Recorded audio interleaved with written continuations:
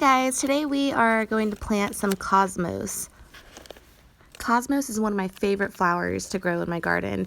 It's easy to grow and easy to sow. It's actually one of the first flowers I sow in my garden, aside from poppies, because it can handle a little bit of frost. And I usually always plant my cosmos in January, sometimes February, even though we have plenty of frost days left. But I find that the younger plants can withstand temperatures down to about 25. You might see some dieback if you get a long period of freezing, but it always comes back. But I've never had any of mine die back. I've just prepped my beds with a little bit of chicken manure compost. I'm only using a teensy bit because cosmos does not like to be fertilized. Mark my words, if you over fertilize your your cosmos, you will not get flowers. You'll get all plant, it'll grow up like bamboo, gets really big, and all you'll ever get is foliage.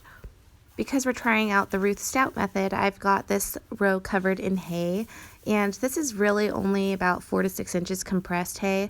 I'm going to make it much thicker as the plants grow, and how I'm going to plant these seeds is I'm going to direct sow them. So I'm just making some holes in the hay, and then I'm going to take some natural compost that doesn't have any manure in it, and I'm going to fill those holes up.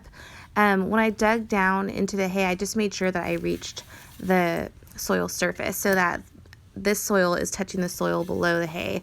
That way my plants can grow directly into the soil and not just grow into the hay. So right now what you're seeing me plant is actually some Snapdragons. I wanted to get some Snapdragon seeds in the front of this bed just to try it out and see how early I could sow these.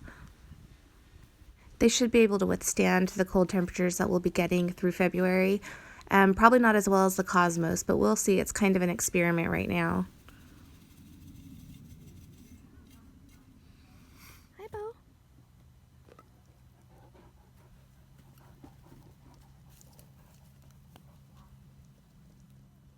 So now I'm sowing the cosmos seeds, and I space these out about 4 inches apart.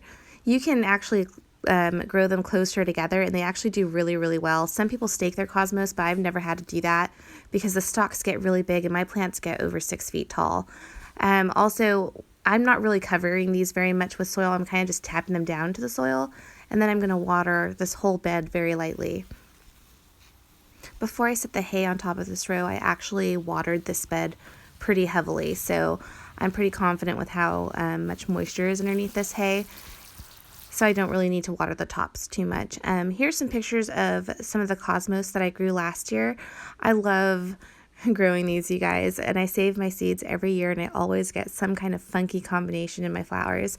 However, I still do buy new cosmos seeds every year because I want to keep some cleaner lines in my garden, but it is fun to see all the funky things that you get when they cross-pollinate with other colors. This one is a seashells cosmos, so the petals are more like cylinders. They're really cool. I like them. They come in different colors too, but I've only ever had the white in my garden.